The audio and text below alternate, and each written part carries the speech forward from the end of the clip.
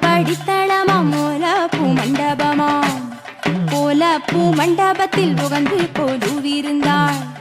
இரண்டாம் படித்தளமாம் ரத்ன சிம்மாசனமாம். ரத்ன சிம்மாசனத்தில் இருந்தரசுதான் புரிவாள். மூன்றாம் படித்தளமாம் முனைமுகப்பு சாலைகளாம். முனைமுகப்பு சாலைகளில் முந்தி கொலுவிருந்தாள். நான்காம் படித்தளமாம் நவரத்ன மண்டபமாம். நவரத்ன மண்டபத்தில் நாயகியும் வந்தமர்ந்தாள். ஐந்தாம் படித்தளமாம் அழுந்திய சிம்மாசனமாம்.